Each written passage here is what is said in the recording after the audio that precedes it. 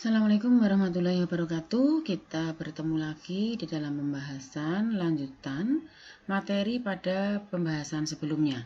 Pada pembahasan sebelumnya kita sudah membahas tentang jurnal khusus yang kemudian kalian sudah membuat rekapitulasi jurnal khusus.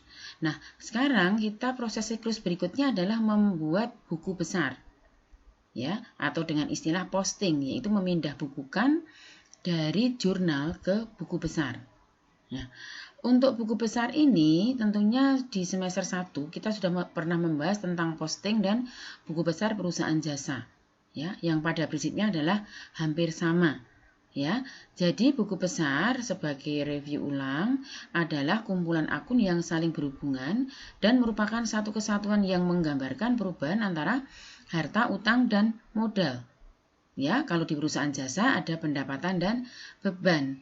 Nah, kalau di perusahaan dagang adalah harta, utang, dan modal itu di dalamnya ada penjualan, pembelian, kemudian ada retur potongan penjualan pembelian, dan ada juga akun persediaan barang dagangan. Ya, itu nanti yang membedakan akun antara perusahaan jasa dengan perusahaan dagang. Ya. Di perusahaan dagang, buku besar itu terdiri dari dua macam buku besar. Yang pertama adalah buku besar utama. Buku besar utama ini sama dengan buku besar yang ada di perusahaan jasa, yaitu mencatat akun-akun dari masing-masing yang ada di jurnal khusus dan dari mulai kelompok harta, kelompok utang, dan kelompok modal. Ya. Kemudian yang buku besar pembantu, ya. Jadi ini buku besar utama, ini merupakan kumpulan akun yang mana di dalam buku besar utama ini nanti terdiri dari akun-akun yang ada di jurnal khusus, ya. Kemudian buku besar pembantu, nah ini yang baru ya, yang tidak ada di perusahaan jasa. Nah, kenapa ada buku besar pembantu? Karena di perusahaan dagang itu ada akun yang namanya persediaan barang dagangan, kemudian nanti juga buku besar pembantu itu mencatat atau melakukan pencatatan terhadap utang dan piutang. Ya, jadi buku besar pembantu ini digunakan untuk mencatat akun yang ada atau sesuai dengan nama pemasok atau pelanggan dan perubahannya secara terperinci. Jadi nanti di dalam buku besar pembantu itu ada buku besar pembantu piutang. Jadi kita itu perusahaan itu melakukan penjualan secara kredit kepada siapa saja. Itu pencatatan di buku besar pembantu piutang. Kemudian ada buku besar pembantu utang. Nah, buku besar pembantu utang itu untuk mengetahui perusahaan itu melakukan pembelian secara kredit sehingga memiliki utang kepada siapa saja. Itu nanti akan terperinci, akan mengetahui secara terperinci utang dan piutang perusahaan dan kepada siapa saja.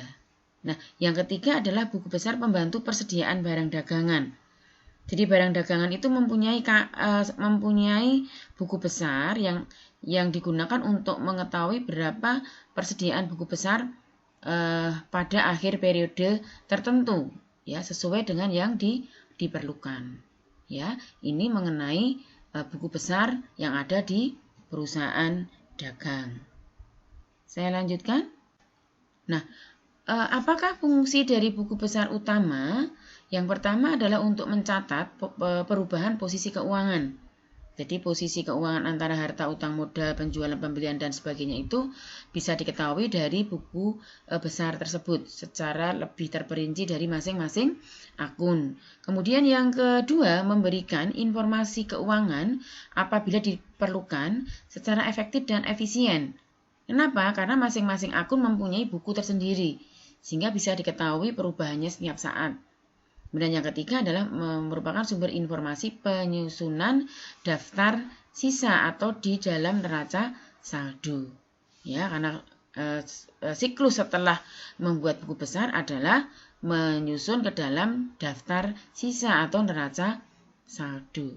Kemudian yang keempat, sebagai sumber informasi penyusunan laporan keuangan. Ya, jadi nanti setelah buku besar selesai dibukukan, dicatat, masuk ke neraca saldo, kemudian jika perlu penyesuaian dibuatkan jurnal penyesuaian, kemudian baru dibuat neraca lajur dan akhirnya adalah membuat laporan keuangan. Ya, demikian dasar teori tentang buku besar. Terlebih dahulu baru nanti kita melakukan pembahasan terhadap bagaimana cara mencatat dari jurnal khusus dan rekapitulasinya ke dalam buku besar, baik buku besar utama maupun buku besar pembantu. Oke.